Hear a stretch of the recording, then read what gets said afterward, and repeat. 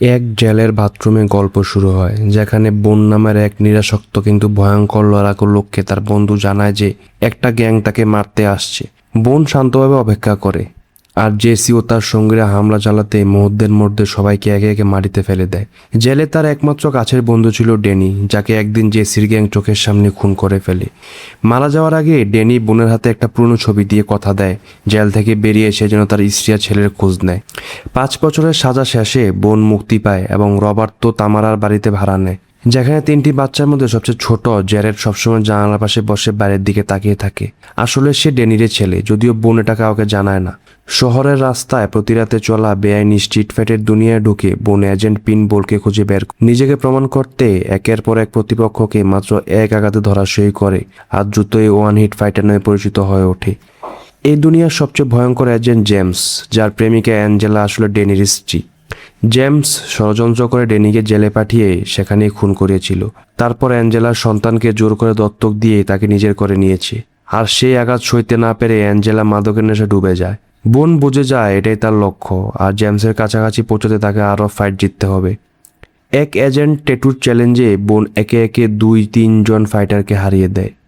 বাজির টাকা দিতে অস্বীকার করলে সরাসরি ট্যাটুকে পিটিয়ে টাকা কেড়ে নেয়, আর পালানোর সময় ট্যাটুর গুলিবর্ষণ থেকে অল্পের জন্য বেঁচে যায় বোন আর পিনবল।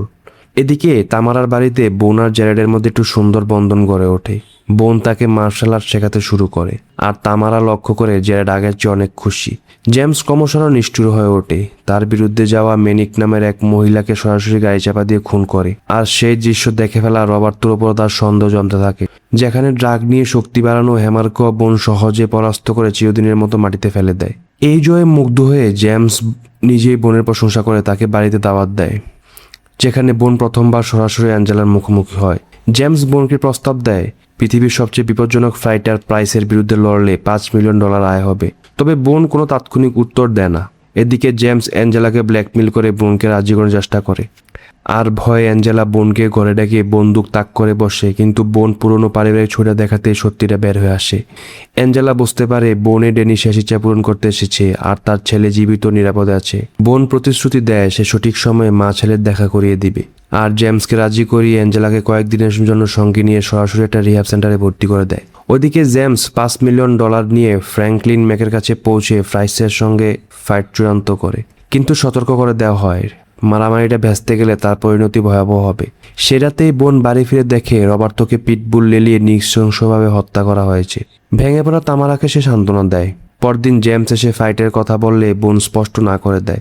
জেমস রেগে তলোয়ার বের করতে গেলে বোন তা ছিনিয়ে নেয়, আর মরি হয়ে জেমস তামারার মাথায় বন্দুক ঠেকিয়ে হুমকি দিয়ে পালিয়ে যায়।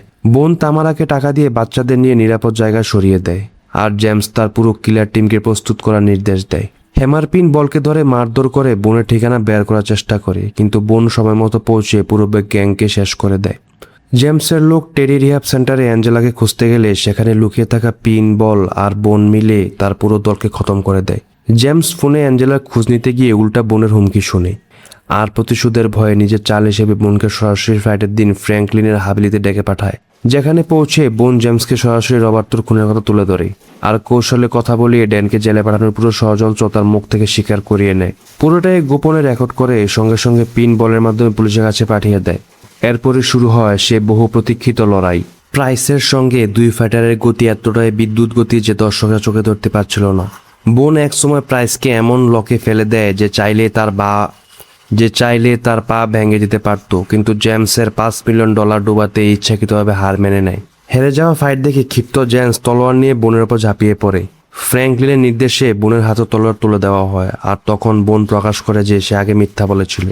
আসলে বোন খুব ভালো তলোয়ারও চালাতে পারে, এমনকি খালি খাপ দিয়ে জেমসের প্রতিটি আক্রমণ সে ঠেকিয়ে তার হাত কেটে ফেলে। ঠিক তখনই পুলিশ সেখানে চলে আসে, আর সেই বিশৃঙ্খলার সুযোগে বোন নিঃশব্দে সরে পড়ে। কয়েক মাস পর অ্যাঞ্জেলা রিহ্যাব থেকে সুস্থ হয়ে ফিরে আসে এবং বহু বছর পর প্রথমবার নিজের ছেলে জ্যারেডকে বুকে জড়িয়ে ধরে। প্রতিশ্রুতি দেয় আর কখনো তাকে ছেড়ে যাবে না। নিজের বন্ধুকে দেওয়া কথা রাখতে পেরে বোনও সেই মুহূর্তে চিরদিনের জন্য বিদায় নেওয়ার সিদ্ধান্ত নেয়। তামারার হাতে টাকা ভর্তি একটা খাম রেখে যায়। সিঁড়িতে পিনবলের সঙ্গে শেষবারের মতো দেখা করে বিদায় জানায়, আর নিঃশব্দে হেঁটে যায় নিজের নতুন শান্ত জীবনের দিকে।